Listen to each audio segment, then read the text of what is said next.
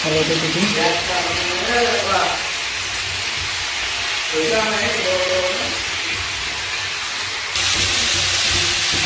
এতিয়া ঢাকনি লগাই চাম, ঢাকনিটো গুচাই এতিয়া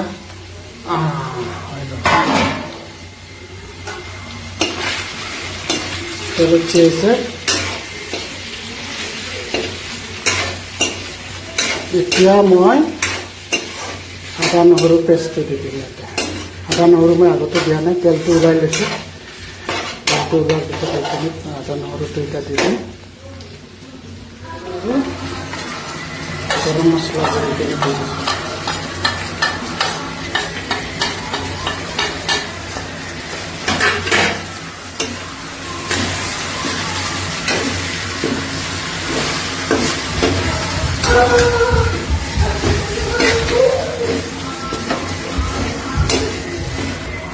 এতিয়া মই আলুখিনি দি দিলোঁ। আলুখিনি দি অকণমান সময় ঢাকি দিম।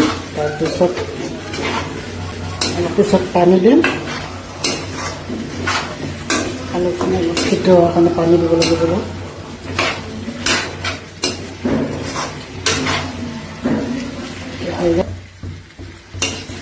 মোটামুটি এতিয়া পানী দিম মই আলুখিনি সিজাৰ কাৰণে। আলুখিনি সিজিলে অকণমান গ্ৰেভি টাইপ হ'ব আলু ভাঙি কিনে। এতিয়া আমি ইয়াতে পানী দিম।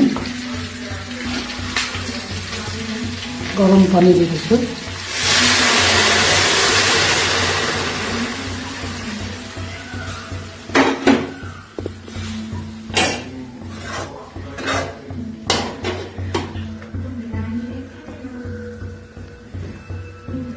আমি পানী দি কিনে ঢাকি দিছিলোঁ। চাওঁ এতিয়া 10 মিনিট ঢাকি দিছিলোঁ পানী দি। এয়া মোৰ